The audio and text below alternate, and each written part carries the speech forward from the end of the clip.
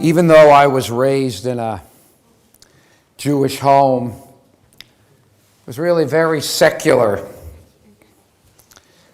And I was raised in really what you'd call kind of a postmodernist environment. And the essence of it is there really is no truth. You can believe what you want, and that's your truth. You could believe what you want, and that's your truth. And it didn't matter that anybody standing there looking at logically would see them contradicting each other. Because in this thinking, there was no real overarching point to stand above to ultimately judge which was right and which was wrong. If it was right for you, it's right for you. If it was wrong for you, it was wrong for you. And that was the essence of it. And that was really how I was raised. That was how I was educated. And that's really what I quite passionately believed. Now, I was always somewhat of a seeker and had interested in questions about, the meaning of life and so on. And I remember I was about 20 years old, and it was the middle of the 1970s. And I was at a pizza parlor at the University of Florida, at Gainesville, Florida, where I went to school. And I was sitting in this pizza parlor. I'm eating a pizza, drinking a beer or something, and I'm reading this philosopher. And he says something that instantly, it just changes everything. It changes, almost practically I could say it changed my life. He said something to the effect of, in order to live the most perfect life upon the earth, you needed to find out the reason why you were here and live your life accordingly. Well, for some reason, it was like those words went into my mind like a lobotomy. And they went right into my mind, and instantly all that subjectivism, all that relativism, everything I was raised on, boom, just like that. It was like a shiv that just went in and wiped out all those nerves. Because look, there was a pizza sitting on the table in front of me.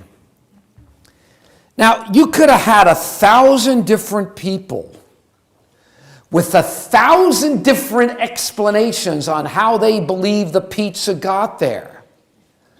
They could have thought the god Marduk created the pizza and put the pizza there.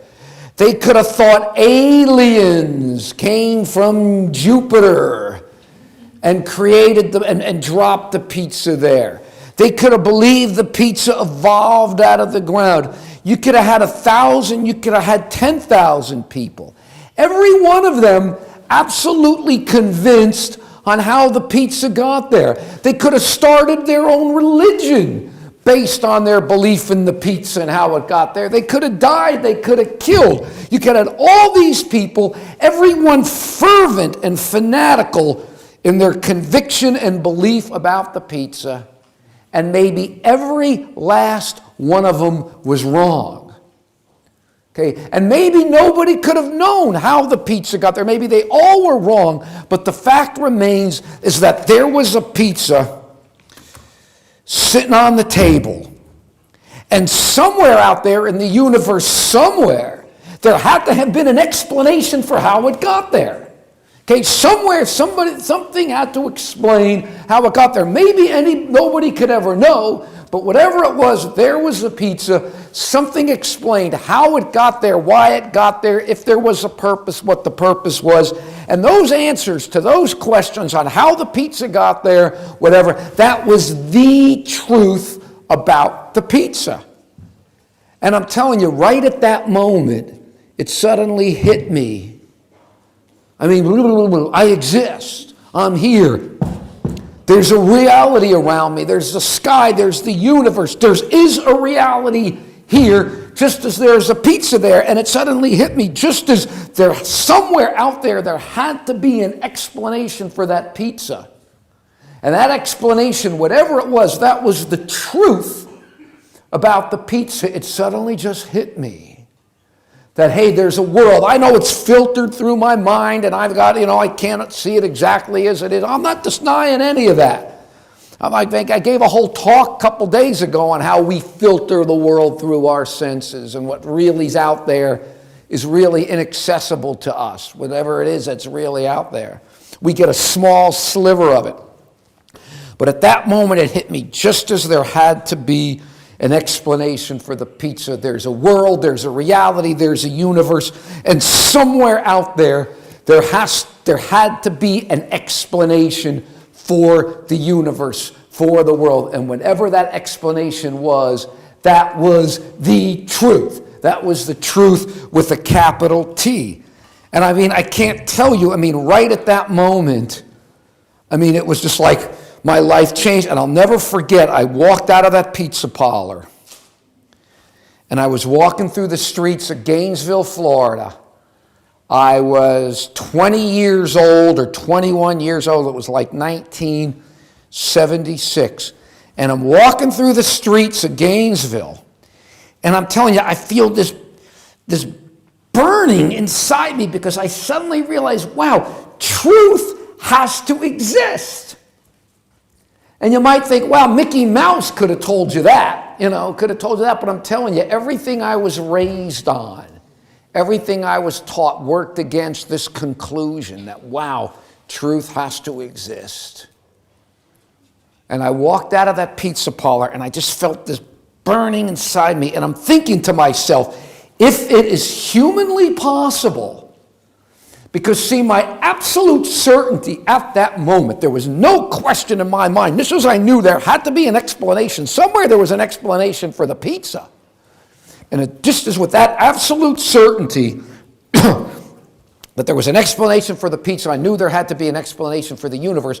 But I realized that my desire, the fact that there had to be one, didn't automatically mean that I or anyone could ever know it.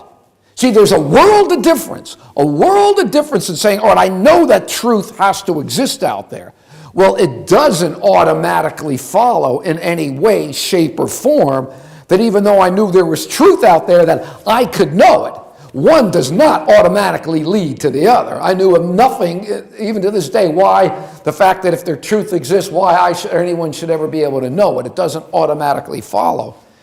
But all that aside, I walked out of that pizza parlor, and I was walking through the streets, and I just felt this burning passion. I thought, if it were humanly possible to know what this truth is, what is the explanation for the universe? Why are we here?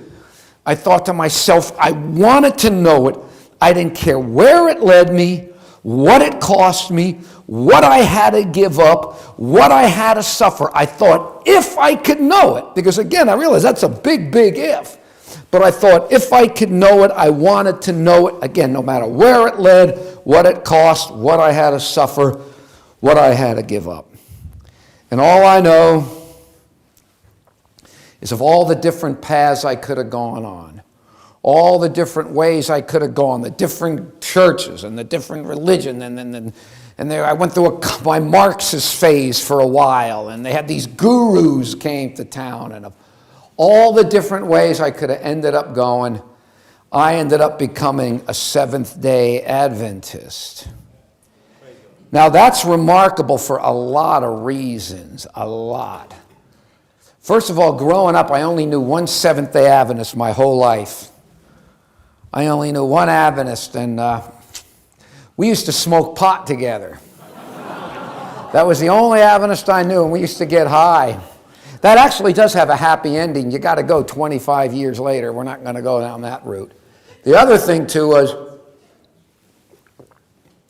in my life, I used to hate two kinds of people. I used to hate Christians,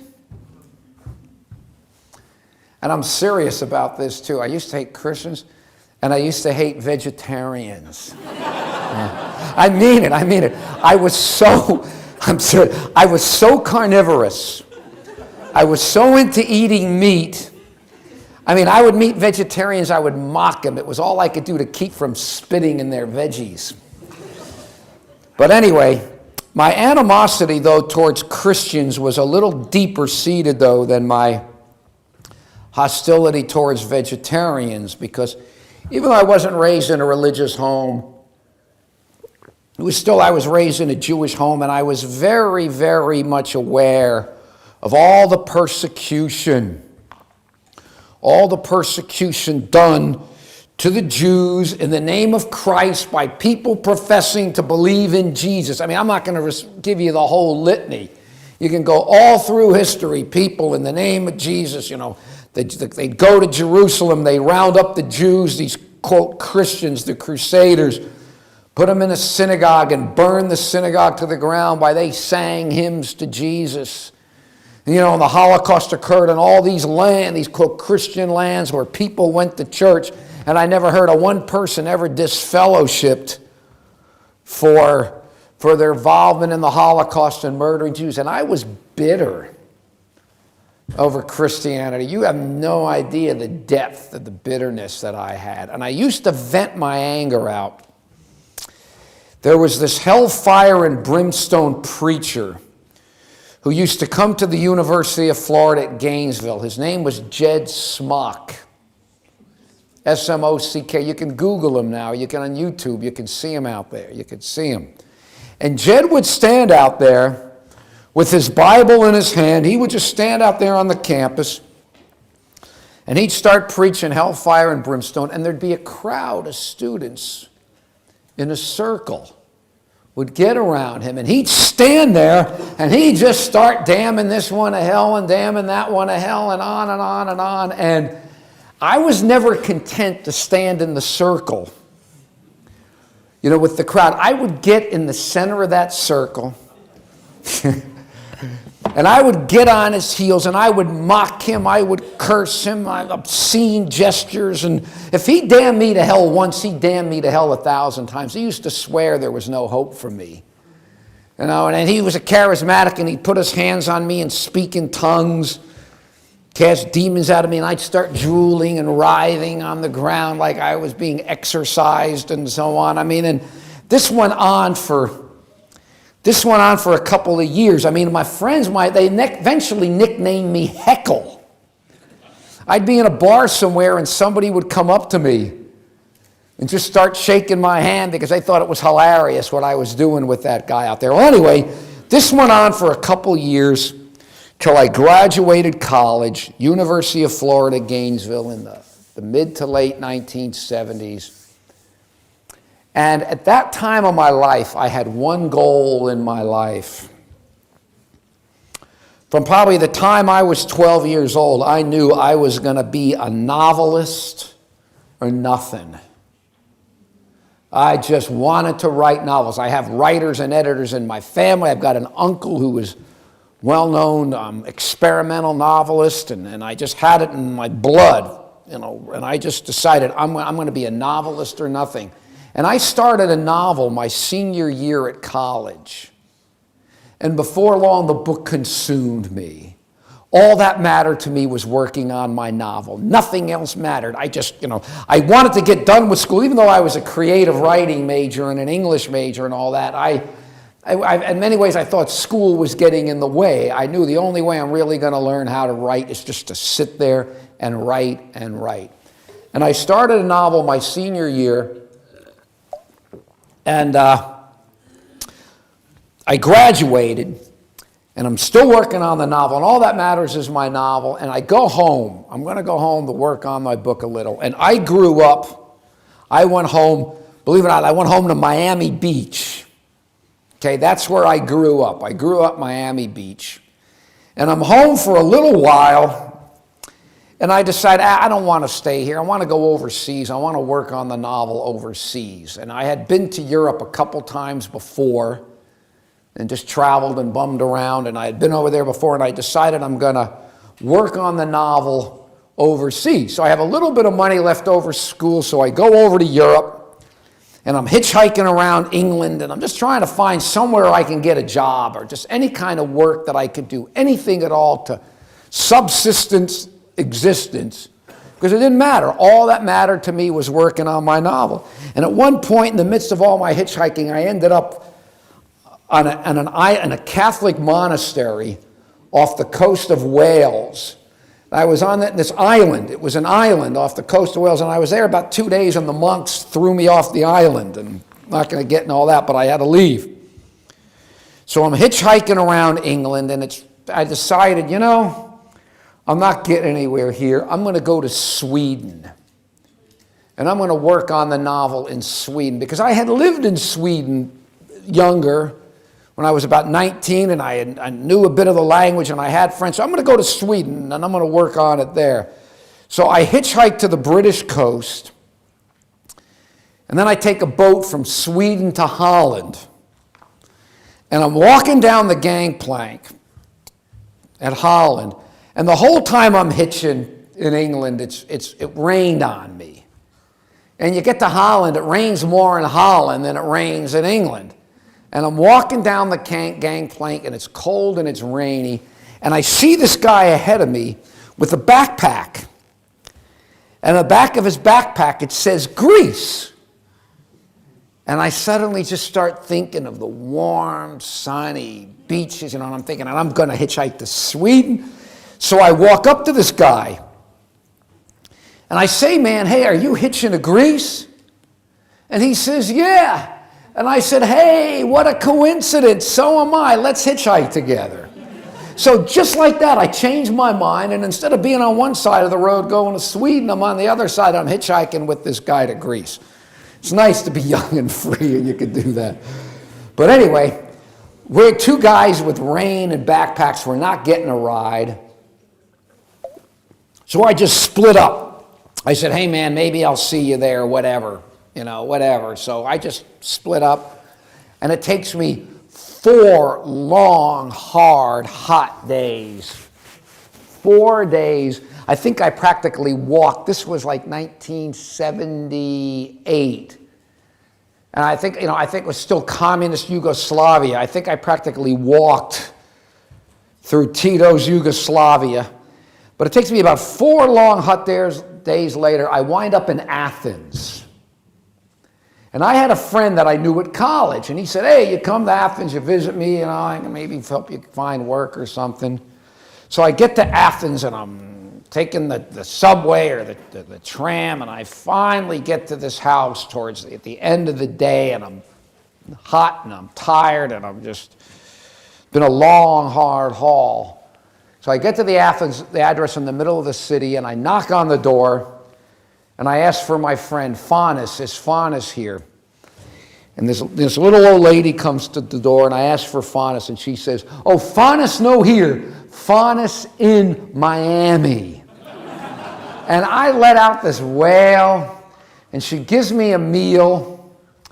And so an hour later, I'm back out on the streets of Athens. I have no idea what I'm going to do for the rest of my life. I have no idea where I'm going to go, what I'm going to do. I'm tired, and my biggest problem is, where am I going to sleep? Well, I was pretty young then, and I wasn't too picky, and there was some bushes. There were some bushes along a wall, not far from the house. So I just laid out my sleeping bag, and I crawled in the bushes, and I went to sleep. And that night I had a dream. Now you have to understand, this is important to understand about me then. I was a hardcore philosophical materialist. I believed everything in the universe. You could break it down to the fermions and bosons, molecules and atoms, everything had a purely physical, chemical explanation, no room at all. There was no place in my worldview for anything, for a two-tier reality, for a supernatural, spiritual realm. Dreams had everything to do with whether my mother breastfed me enough as a baby, what I had for dinner, who my great-grandfather was, where the moon was, in relation to the stars and so on. I had no place for anything like that. But anyway, that night I have a dream. and I'm dreaming that I'm sleeping in the bushes. And then I dreamed that I woke up, and then I dreamt that I flew to Israel to work on a kibbutz, to work on my novel on a kibbutz in Israel. Okay? Kibbutz is sort of like a commune. It's like a self-support. I know self-supporting what it means. It's like a commune. They have these attempts at communal living, or, everything is, socialism, where everybody gets paid the same and so on and so forth. Anyway, that was my dream. Well, then I wake up. And I know, it's funny how you remember details. This was like 1978. And I wake up, and I remember just crawling out of the sleeping bag, sitting there, and I think about the dream. And I thought, hey, that's not a bad idea. And right across the street, why I remember this detail, was a travel agency. And why I always remember that it opened at 9 o'clock, I don't know, but I remember that detail. So I go over to the travel agency, and the bottom line, 2-3 days later, I'm on a kibbutz in Israel, working on my novel, just as I had dreamt. Now, I'm on the kibbutz. It was great. I worked 30 hours a week. All the rest of the time was mine to work on my novel. They washed your clothes for you. They cooked your meals for you. They didn't pay you much of anything. But, I just had a place to go, and I could work on my novel. So I loved it. It was beautiful. It was in the Galilee. And I'm there because all that mattered to me was working on my book. Now, I'm going to give you 2 details. And you're going to wonder why I'm telling you these now, but we'll come back to these later. I'm on the kibbutz, I'm working on my novel. And while I'm writing, at the same time I'm writing, I always tell people I learned how to write reading poetry. I just read a lot of poetry. Even to this day, if I really want to write something serious, to get inspired, I read poetry. And there was a book of poems by this woman named Sylvia Plath. And nothing had affected me more than this one book of poems. I just would read the stuff. The stuff just devastated me. I never read anything so powerful. It's kind of one place she goes, she gives her kids cookies and milk. She was living in England at the time. She gives her kids cookies and milk, goes down, writes this poem, then goes into the kitchen, turns on the gas, sticks her head in the oven, and kills herself. So it's kind of heavy stuff, okay? But anyway, nothing had affected me more than the book of poems by Sylvia Plath. And the other point, too, the detail, when I was on the kibbutz, you got to remember these 2 points. Remember this, too. I had a blonde Danish girlfriend, and her name was Tina. Okay, so remember the Sylvia Plath book and remember Tina. Well, anyway, I'm on the kibbutz, couple of weeks, I don't remember how long it was. And anyway, out of the blue, out of nowhere, this group of 12 fundamentalist Christians come to Israel to live on the kibbutz. And these are folks they're from the States, as I said, and they're folks who are very much into Israel and prophecy, and they think all the prophecies are going to center around Israel and the Battle of Armageddon and all this stuff, which, I don't believe any of that. But they were dead serious, and they were there to kind of be like silent witnesses to the Jews, because you just can't go out and openly preach over there. It's not going to be appreciated over there. And well, I didn't appreciate these people being here. I thought, here I was in the boonies of the only Jewish state since the Bar Kokhba rebellion in AD 135 or something, and you got all these Christians here?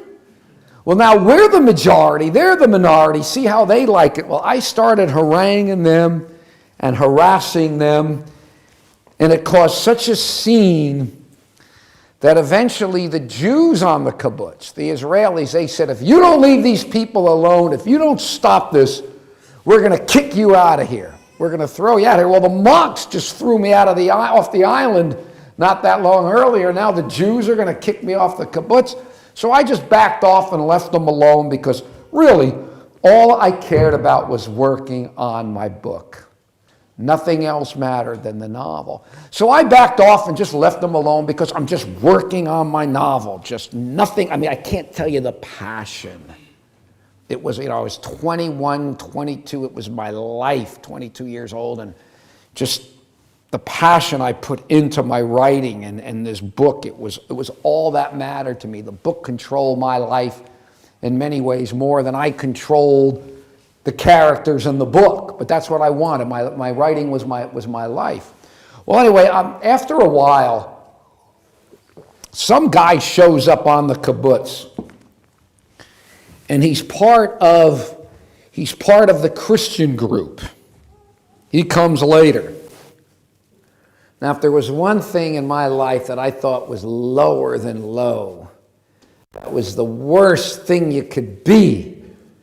That was just the bottom of the bar. It was bad enough, these people who believed in Jesus. But to be a Jew who believed in Jesus? Okay? And this guy was a Jew who believed in Christ, and he came as part of the group. Well, this, to me, changed the whole playing field. And I laid into him, you traitor, don't you know our relatives died because they wouldn't do this, on and on and on. And I used to really give this guy as hard of a time as I could. I mean, I had years of practice, harassing Jed Smock. But this guy was pretty unflappable. I could never get under his skin. And he used to really sometimes give me some very, very good answers to the questions I had, and he was a really very bright guy. And I could understand that because I grew up believing, the Bible was really just nothing but the rantings and ravings of a bunch of flea-bitten camel herders. They got tired of lugging these big stone idols around the Judean desert. So they made up some notion of some God they couldn't see, said he was one, and named him Yahweh.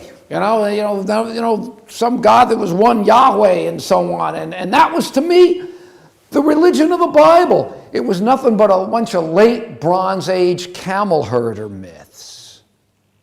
And I couldn't understand how this educated, intelligent guy could believe this stuff. And yet we would get into these discussions, and he'd always have these very, very intelligent answers for me. And I can still remember one day going back to my room, and I was outside, and I looked up in the sky. And it was really the first time in my life I look up and I think to myself, well, maybe there really is some big mama or some big daddy up there. It was like the first time in my life that I ever really entertained the thought. Well, like most things, I just kind of got over it. And then anyway, about a year goes by, and I put about a year on the kibbutz, just working on my novel. And then I decide I'm going to go back to Europe to work on the novel in Europe. I mean, I'd been there a year, and I really needed some other stimulation, and part of the novel took place in part of Europe. So after a year, I leave the kibbutz, and I hitchhike up to Copenhagen. And in the middle of Copenhagen, there had been this vast military barracks. And the military had abandoned it years earlier, and it was like this little section of the city, and all these squatters had moved into the area, and it was like a little city in a city. It was called Christenia. And all these hippies, and I think half the drug addicts in Europe were there, and half the fugitives were there, and I was going to base part of my novel on the place, so I went up there. And I don't know, I had been there once before in the winter, and I envisioned it differently. But when I got up there, it was just a real hellhole. I mean, it was just a big slum, and I don't think a day went by and somebody wasn't dying of a heroin overdose. And, It was really just kind of a messed up place. And I hadn't remembered it that way. And I got there and I thought, what am I doing in this place? And then one day I'm walking down through, I'm there just a couple days and I'm walking through a courtyard. I'm walking through a courtyard and I hear this woman screaming. And I look over and I see some girls on the ground. This guy's stomping on her and kicking her. And part of me thinking, I don't want to get involved in this. So I try to walk by, but then my conscience bothers me. So I walk over and as soon as I could get over, I just walk over there, he stops beating on her and she gets up and runs away. So I thought, I did my good deed for the day. So I start to walk away. Well, this guy, he's some strung out junkie. The next thing I know, I'm not looking, and he just turns around and he punches me right in the mouth. Punches me right in the mouth. Well, I'm not all that big and heavy. I mean, I might weigh 155 pounds dripping wet, okay? But when I was in college, I used to box. Okay, I used to box. Now, I only went in a ring one time. I used to box on a bag and work out on a bag. I went in a ring one time and got my head handed to me. And I decided I like punching on a bag better. The bag doesn't punch back.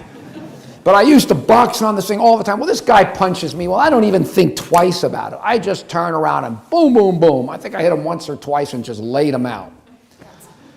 Well, what happened was when he hit me in the head, he hit me and my head goes fine and my glasses go off. And I mean, my eyesight is so bad, they won't even do LASIK surgery on me. They won't touch me. And I don't know where my glasses are, and I don't want to be groping around for my glasses. So I grab this guy by the head, and I'm holding him by the hair, and I'm saying, find my glasses, find my glasses. So I get my glasses, and I say to this guy, I say, look, man, I'm not interested in you and your marriage problems, go get some counseling or something. And I take him, and I just throw him on the ground. Well, the problem was I had a weak knee and a weak back. And the instant I threw him on the ground, outside of this point, I was doing all right. I ended up having just a big fat lip from where he punched me in the mouth. But hey, getting sucker punched like that and just a fat lip, you're made out all right. So I throw him on the ground, and my knee and my back give out. And then the guy gets up and says, man, I'm going to kill you. And he pulls out a knife. Okay, well, boxing or no boxing, I'm not going to fight somebody with a knife. Okay, so I'm not Bruce Lee or whatever, so... Or what's his name, Jason Statham, or whatever. That guy can fight 20 people, they're all armed and all that, and he just somehow, they make it look easy. I wasn't an idiot, so I just start running. And it's like out of Keystone Cops. I'm running down the street yelling, help, police, help, and this guy's, threatening to kill me. Well, running is not what my knee and my back needed. Well, the bottom line was, I'm yelling, help, police, the cops come, we go down to the police station. About an hour later, the cop says, well, we got to let him go because according to Danish law, the knife isn't long enough to make an arrest. Well, it was great. It was long enough to put in my back, but whatever. So anyway, the bottom line is I'm back out on the street, got a fat lip, my knee's hurting me, my back is hurting me, and the whole time I'm in this area, I just have to constantly look over my shoulder because I just was afraid this guy wasn't done yet.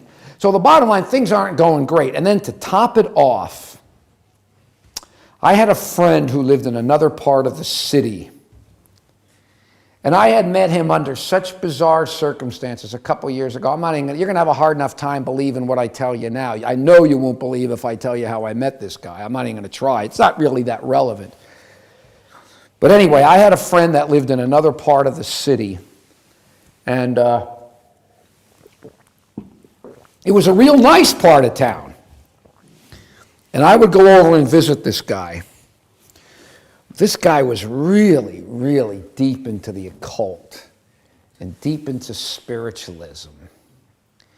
And, I never believed in any of that stuff, but his apartment was so creepy. And everything there was so creepy. It just used to creep me out. And this guy used to get into these drunken stupors. And he would sit in a chair for days, never get up, and he'd sit there and he'd urinate on his pants right there and never get up, and you could smell it, and he'd sit there and he'd stomp he'd stomp and he would let out these tremendous shrieks and these howls, and this would just go on and on. I'm looking at this guy, and I thought, what in the world do I do with this? How do I didn't know what to do. It was so, he had all these occult books and talked about all these supernatural things that happened in there, and I didn't know. And I'm just looking at this guy, and I'm there one day, I was like, I just can't deal. What am I going to do with this? I don't know what to do. And finally, I'm looking at this poor schnook. I mean, he is in bad shape. And I don't know, so I figured this guy needs anything. Anything would be better than what he's got. So I, of all people, I say to him something, I figured anything would work for this guy, so I say to him something about Jesus. And I'll never forget, when I mentioned the name Jesus, he was sitting there and he was stomping. And then as soon as I say the name Jesus, he stops the stomping and he looks up at me with one eye. Okay, don't ask me what that was all about. And he says, 20 years ago, I asked for Jesus. Instead, I got the devil. Okay, now I'm telling you folks, back then, Jesus, the devil, Santa Claus, the good tooth fairy. I mean, I'm telling you, back then, it was all the same to me. It was all the same. It didn't mean anything to me, but that so creeped me out. When he said that, to this day, I'll never forget him looking up and say that, and boom, I just left. And I said, I'm never going back there. And when I left that place, I just sort of took this heaviness with me. I mean, you'd have to have been there to see just how creepy that place was. And so the bottom line on all this is my knees hurting me, my back's hurting me, and Christiania, that place was a dive, and I'm still worried about this guy with his knife. I don't know if they even gave him his knife back. So the bottom line, things weren't going very well for me. At that point, I said, I got to get out of here. Now, I traveled enough to know you can't take, you take it with you. I don't care where you go, you're going to take it with you. But I said, I can't deal with this anymore. So I left, and I went to Paris. And I get to Paris, I'm in Paris, and I'm running out of money. I don't know anybody. I can't find work. As I said, my knee and my back, and got personal things I'm struggling with, and just things aren't going well. In fact, my life is just sort of going in a downward spiral. And on top of it, even though I'd been on the road all the time, I'm in Paris, I don't know anybody, and I just felt this incredible loneliness, which I was used to being on the road a lot. I had been on the road a lot, but for some reason, everything just honed in. And it was the only time in my life, the only time up to that point and after, that I thought, okay, here's my situation. You can do A, you can do B, or you can kill yourself. And I still remember, too, looking up at the Eiffel Tower when I thought this. I was walking down the street, and I thought, well, you can jump off the Eiffel Tower. And as soon as I had that thought about that, it was almost like, boop, this other thought came in and knocked that thought out. And the thought was, hang on, because maybe this Jesus stuff is true.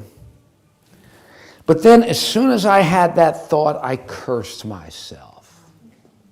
I said, look at you. I was your whole 23 years, you always thought religious people were weak people. Oh, they couldn't handle the hard knocks of life, and life was hard, and so they had their little invisible bunny rabbit, and they said their prayers too, and they said their prayers, and they fellowshiped, and they felt better, and on and on and on. I mean, my whole life was, I thought that was so cheap. I thought that was so weak. I thought that was so easy. It's such a cheap, easy way out. And, and I had nothing. I'm telling you, I had absolute disdain for what I thought was such a cheap, weak, easy way out. And suddenly, I thought to myself, for the first time in your life, you feel like you can't handle it. For the first time in 23 years, things are so hard, you can't handle it. So you're going to try to reach out for some religion or something. And I thought, no way. I said, no way. I was too honest a seeker for truth to reach out and believe a lie, no matter how good the lie made me feel. I wasn't going to do it. I would rather have jumped off that Eiffel Tower and been squashed dead like a grape rather than live a lie no matter how good the lie made me feel. I just wasn't going to do it. There's no way I was going to do it. I wanted truth no matter what. And I remember at one point I stopped. I can still remember the moment so clear that whether I shook a fist up in the sky or not, I don't remember. But I remember stopping and thinking, okay, God, if you're there, if you really exist, you know, in the Bible you could do all these miracles and all these things. It was like, that's fine. But I said, if you're there, you have to reveal yourself to me. You've got to show me that you're there or I will never believe ever. And with that, I left. I left Paris and I went back to Israel. And I went back to my old kibbutz, and pretty much all that heaviness, all that depression, I was weird. All that left, and I guess I was back to my good old obnoxious self because I went back to my old kibbutz, and they wouldn't let me back on the kibbutz. They said, no, we don't have any room, whatever, but they didn't let me back on. I thought that was fine. I was going to go to another kibbutz because all that mattered to me, again, was my novel. Put over 2 years into my novel, and I was putzing around in Europe, and I really didn't get a lot done, and I needed to get back and work on the book. So I'm on the kibbutz, and I remember I told one of the Christians, I told him what happened to me in Paris. I said, look, I asked if your God is there, he's got to reveal himself to me. You say just to have faith? Well, I could have to go over to Egypt and worship Bastet, the cat goddess of ancient Egypt. Just have faith in Jesus. It's ridiculous. I said, I asked if he's there, he's got to reveal himself to me. And one of the guys said, well, you asked, he'll do it. All right, fine, fine. Well, anyway, I go to Tel Aviv because there's a main kibbutz office. You just don't walk up to a kibbutz and knock on the door and say, hi, I'm here. You got to go to a kibbutz office and get assigned to a kibbutz. So I go to the office. I go to the office in Tel Aviv, and there's a woman at the desk. I sit in the office, and there's a guy at the desk ahead of me. And he's there, obviously, to get assigned to a kibbutz. So I plop down on a chair, whatever, near the desk, and he's ahead of me. And I just happen to look on the woman's desk, and I see a sheet of paper. And it's got my name on it, Clifford Goldstein. And so I said to the woman, I interrupted her with the guy. I said, excuse me, how did you know I was coming? She says, who are you? I don't know who you are. And I point to the sheet of paper, Clifford Goldstein. Well, the boy who was sitting there, he jumps up and says, no, that's mine. My name is Clifford Goldstein. Okay, now, all right, let's be honest here. Clifford Goldstein's not the most common name in the world. But then again, you got to remember, where was I? Okay, I'm in Israel. Goldstein. So anyway, I sit there, and we laughed, and I said, hey, Cliff, where are you from? And he says, I grew up in Miami Beach. And it was funny, when I told my mother the story later, we used to get pediatrician bills. When I was a kid, these pediatrician bills used to come to my house for appointments for Clifford Goldstein. Well, they must have been his bills. They were, he had the same pediatrician. They were coming to my house like 20 years earlier. Well, anyway, he's there to get assigned to a kibbutz. So I said, Cliff, have I got the kibbutz for you? I said, you go to my old kibbutz and you tell him that your name is Clifford Goldstein and you're from Miami Beach and see what happens. So he goes. It was funny. I thought about this for some reason. I thought about this the other day, what it must have been for those people. People saying that this guy's Clifford Goldstein, he's from Miami Beach. What they must have gone through their minds. Well, anyway, he goes to the kibbutz. Well, I get assigned to another kibbutz, but I'm not getting it together. And I decide I'm just going to come back to the States. I'm going to come home. And so I come back to the kibbutz for a visit. I come back for a visit, and of all the different rooms where they had volunteers on, Clifford Goldstein was in my old room. And they had 2 beds in the room. And he was in my old bed.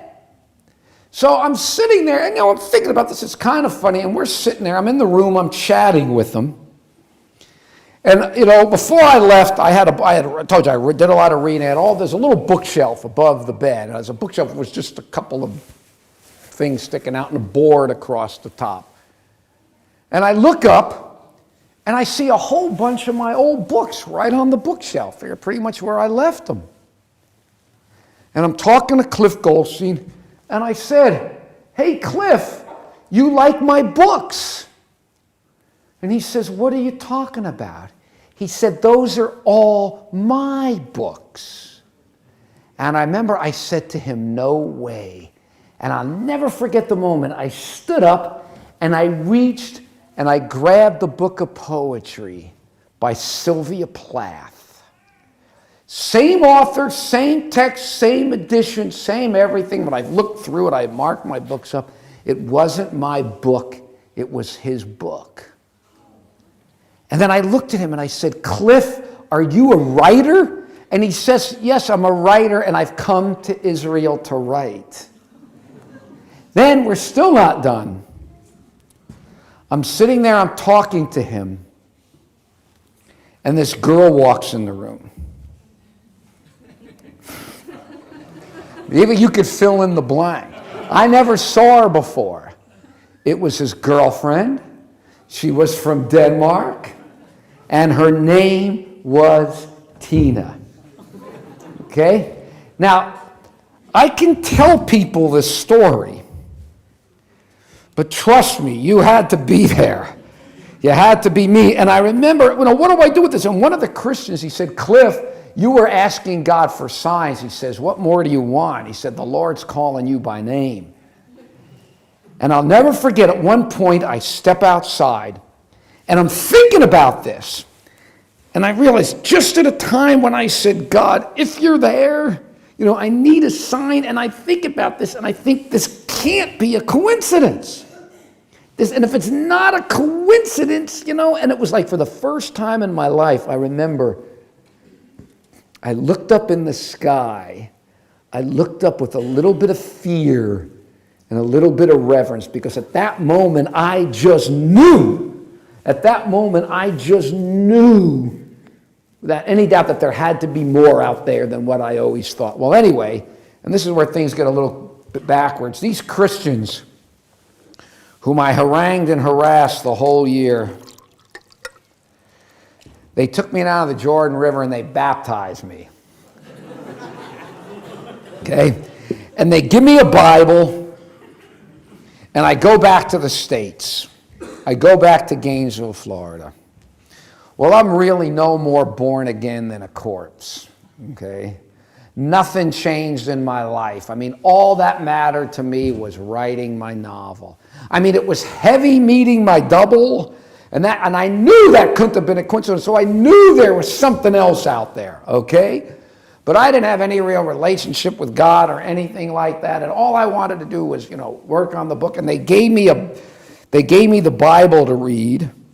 And I took it sincerely, and I'd start reading that book, and I'd read a little bit, and I was a pretty strong reader, and I read a lot, but I couldn't get past the talking snake story. It was just nothing clicked. Nothing really changed in my life. All I wanted to do is I went back to Gainesville, eked out any existence that I could, because I just wanted to work on my book. Now I'm going to backtrack a little and then come back to this. When I left that guy in Copenhagen and I went back to Israel, I laid down one afternoon to take a nap.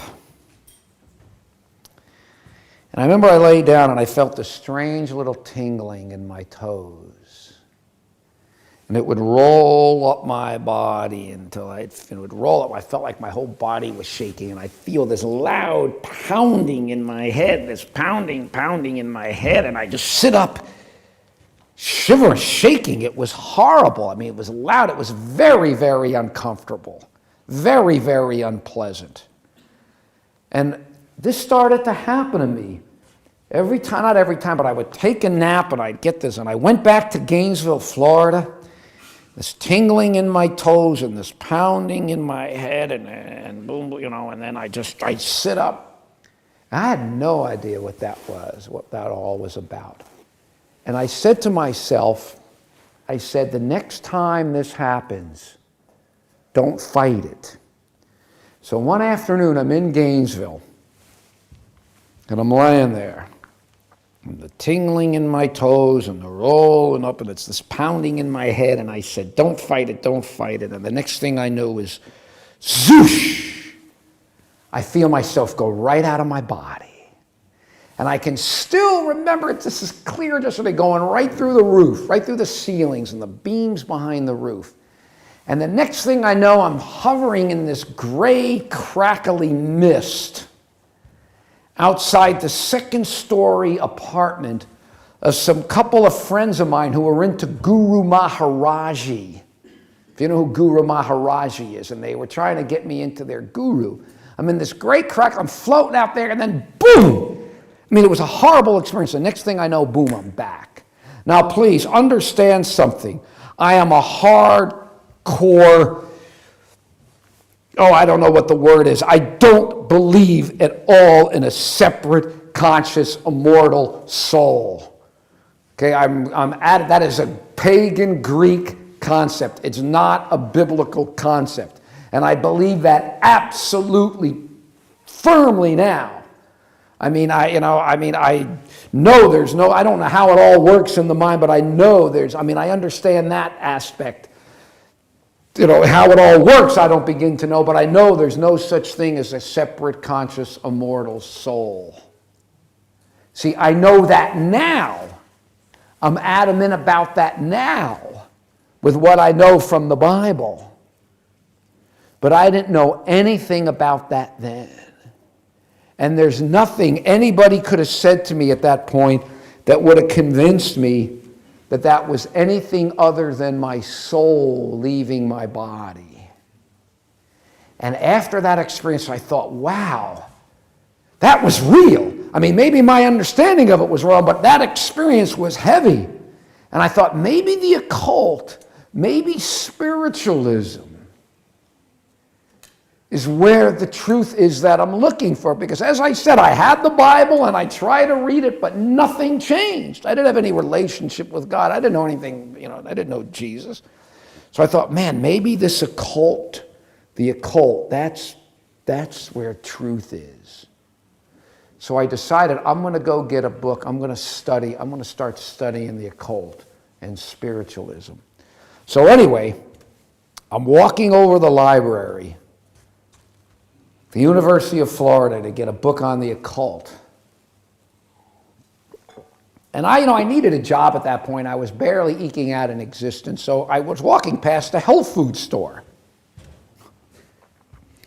So I walk up to the health food store. I figure I need a job. So I knock on the door of the health food store, and the store was closed, and this guy comes out, a little Hungarian guy. And we start talking, and I tell him what I'm into. He says, "What?" And he takes me in the health food store and locks the door.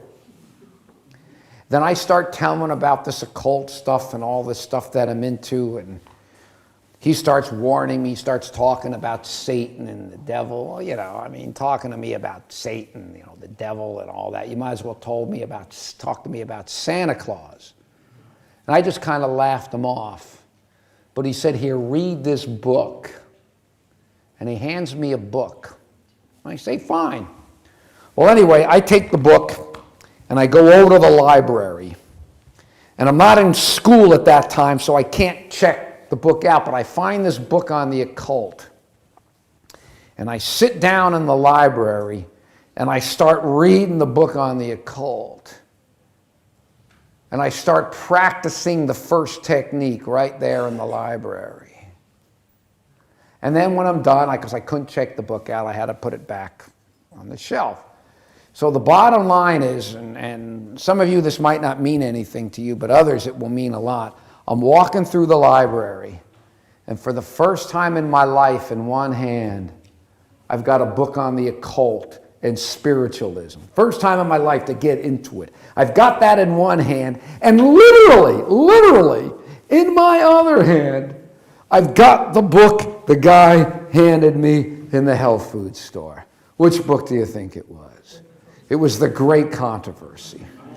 Okay, and again, for some of you might not mean, but for others, so it's like everything was just kind of honing in. And I'm telling you folks, I was clueless. Okay, I had no idea what was going on.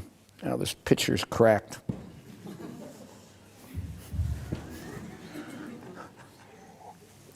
Last thing I feel like doing is swallowing a piece of glass. I want to go home on Monday. I had no idea what was going on. Anyway, started reading the book Great Controversy. Was getting into it. I would have read it. I didn't get much onto the stuff about spiritualism at that point.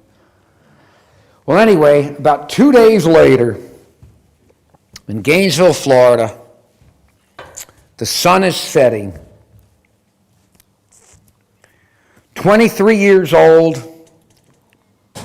I've been working on my novel 2.5 years. All that mattered to me was my book. I'm walking home. I got something to eat. I'm walking back to my room. If you ask me at that point, did I believe in God? Did I believe in Jesus? Well, I was baptized. I kind of mellowed out about the hostility toward Christians because those Christians on the kibbutz, whatever else I could say, they never stopped loving me. No matter how foul-mouthed, dirty, offensive I could be, and I was, they never stopped loving me. And that was powerful. That really was powerful. I didn't have an argument against that. So I kind of mellowed out about Jesus. And then between meeting my double, where I just knew there had to be something else out there, and then these occult experiences, whatever they were, I knew that my hardcore, naturalistic view of the world just was too narrow. That reality suddenly turned out to be a whole lot wider and grander and bigger than I had ever imagined.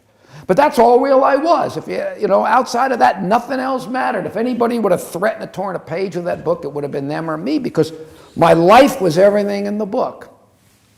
Well, anyway, I wander back to my room, Gainesville. As I said, the sun was setting. I come into the room, and I got a little manual typewriter. I got to make sure, I know that dates me, but it was a manual typewriter. It was the late summer of 1979. And I come in the room. It's amazing to me to think about this. I come in the room, I sit down at the typewriter. I'm getting ready to work on my novel. And at that moment, as clear, as real as anything that ever happened to me, the presence of Jesus Christ came to me in that room. And in the instant he came, in that instant, I knew exactly who he was. Never a question. And I knew exactly what he wanted. He said to me, Cliff, you have been playing with me long enough. And now I can't tell you how important this next word is. I'm going to come back to that. If you want me tonight, burn your novel. It was as clear and as simple as that. If you want me. And I can't tell you how important that if is, because everything that I tell you that's going to happen to me in the next few minutes that I tell you, the whole time it happens, I'm there with the absolute utter awareness that I have total free choice in this. Okay, if you were to ask me philosophically, I couldn't prove free will if my life depended on it. Okay, but I know that night that the whole time this was going on, I didn't have to do it. He says, if you want me tonight, because he showed me in that instant, just like that, in that instant he showed me that novel was my God. And what does the Bible say? You shall have no other gods before me. I didn't know the 10 Commandments. I wouldn't have known that was a commandment. But at that instant, he showed me that this novel was my God and I can't have anything before him. I mean, boom, just like that. It was just crystal clear to me. It was black and white. It couldn't have been any clearer what the options were or whatever. He says, if you want me tonight, burn the novel. And I remember I just said, God, please, please, let me just finish this book and then I'll give my life to you. Oh, there you go. Thank you. Well, it's a little too late now. If I swallowed it, I swallowed it, but it's all right. I said, God, please, let me just finish this book, and then I'll give my life to you. And it was, I'm telling you, the whole time this is going on, I know that I have free choice. If you want me tonight, burn the novel. And I said, God, please, I'll rewrite it all to your glory. If you want me tonight, burn the book. Then it was finally, I said, all right, God, please, can't I just put this away and we talk about it another time? If you want me tonight, burn the novel. I mean, it was stark, it was black and white, and I remember I just jumped up and I just burst into tears. I mean, I could have slit my throat easier than burning that novel. That's literally all I had in the world left. That's all I had. My friends were getting degrees and this and that and going on and doing these other things, and my life was just that book. Nothing else mattered to me. And now to burn it, if I would have burned that book, I'm telling you folks, I would have had nothing, zilch. But it was as crystal clear that this is what I had to do. If I wanted. Well, I remember I just jumped up, I burst into tears, and I ran out of the room. And I ran through, and I was just pacing through the streets of Gainesville, Florida. Remember, these were the same streets that happened after the thing with the pizza parlor. Remember when I said I left that pizza parlor and I wanted to know truth no matter the cost? Well, now here I was a couple of years later, and I was confronted with the cost, and it was just too much. It was just too much. I wasn't going to do it. How could I burn the book? I had nothing. It was crazy. And I walk through those streets, and all this stuff is going through my mind, and I'm going on, and I remember, too, this detail.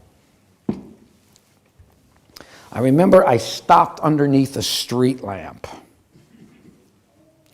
And there were these bugs. Why I remember this detail and why I always tell this detail, I don't know, but I've been telling this story for 30 years now, and I guess I don't want to forget anything. And these bugs were flying around the lamp, and they were casting these little, like, shadows on the ground.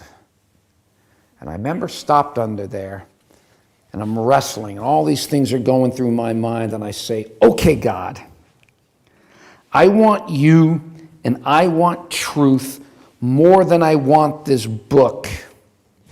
But if you want it burned, you got to burn it for me. Okay? And I'm telling you, it was amazing. Once I made that choice, I made that surrender. Someone once said, everything depends on the right action of the will.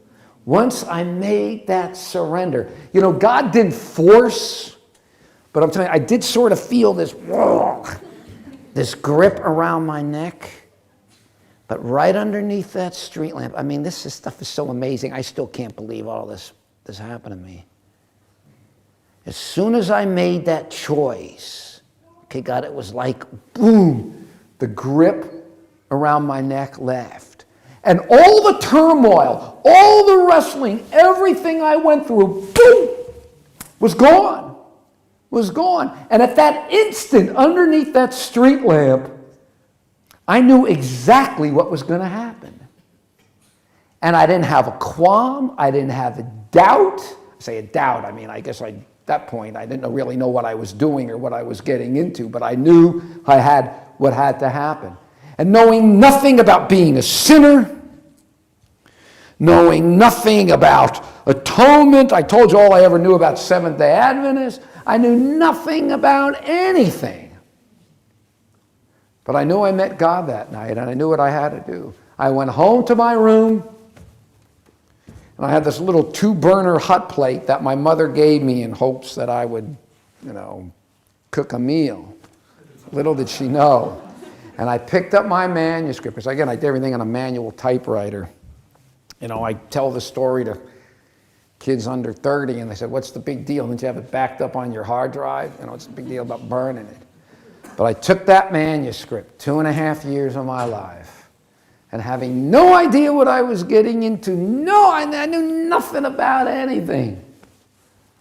I just laid that manuscript on the hot plate, turned the burner, and burned the novel. And that was the night I became a born-again believer in Jesus. And that was the fall of 1979. My goodness, looking at some of you, your parents were kids then. I burned that novel, and not one time have I ever been sorry. And that was the night I became a born-again believer. And those occult experiences. Here's the thing, folks. I believe that the devil is real. And I believe we're in a great controversy between good and evil. And that guy, somehow from the experiences with that guy in the occult, the devil got an open door on me. The devil is religious. He saw I was looking for spiritual things. And you ever read these stories? And I'm sure we've all read it. They're pandemic now. Everybody reads about these near-death experiences. These people that come close to dying, and they describe the sensation of going out of their body and floating around in a mist and meeting their dead relatives, for crying out loud. Well, that was the exact experience I had. But I wasn't anywhere near being dead. I'm convinced in this great controversy, the devil saw that I was getting interested in spiritual things, and he gave me something spiritual. But I grew up in a very secular environment. The concept of the devil, I go home and talk to my family about the devil now, they throw beer on me. They laugh at it. But you see, folks, I know Satan overplayed his hand on me. He revealed himself to me in ways he never wanted me to see as a last-ditch effort. But when I burned that novel that night, those occult experiences never came back. I'm convinced it was all supernatural hallucinations. I'm convinced, because I just don't believe there's a separate conscious soul that exists outside the body, and it's the only way. But I was duped into believing it. But what does the Bible said? Greater is he that is in you than greater than he is in the world. And when I made that surrender to Christ, those occult experiences never came back. And anyway, that preacher I used to harass, he comes back to Gainesville, Florida, right on the campus. And I get right in the center of the circle, just like I always did. And I thought, he figures, here we go again. But in the end, I ended up witnessing to students in the crowd, many of them who remembered me as Heckle. And the other thing, too, is I'm studying with these people in the health food store. They're giving me Bible studies. This is Gainesville, Florida. Then one afternoon, I'm standing in front of the health food store. I'm getting ready to cross the street. And I see a car. And I think, I look left, the normal way you're supposed to look. Or that's right, left, yeah, that's right. You guys have got me so discombobulated and confused here. And I see this car, and I decide, all right, am I going to run, am I going to wait? I thought, I'll wait. And this car drives by. Who do you think's in the car? It's Clifford Goldstein. I'll never forget to this day just the absolute stunned look on his face when he saw me. And I guess the bottom line is, before I end this, the last thread I want to tie up. When I burned that novel that night, I realized I might not ever write again. But I was okay with it. I died to it. Writing was my life. But this is what it took. You know, he who shall find his life shall lose it. He who shall find his life, who loses his life shall find it. And I burned that novel that night. I thought, well, that was it. I might not ever write again. And I was okay with it. And I don't know, about 1.5 years, 2 years went by, and the door opened for me to write an article, get it published. And I wrote the article, and I got it published. You'll never guess what the article was on. Of course, how could you know? It was on vegetarianism. But the point is, and this is a really important point about this, I burned the novel that night. I didn't realize I'd never write again. I wrote that article, and I haven't stopped writing since then. And I think that's sort of the message there. I gave it up, and then it was given back to me. And it's not an idol to me at all. I mean, I kept it in the perspective. And ultimately, that was 1979, and here we are, 2012, and I've been a believer ever since. And anyway, that's how I became a believer. And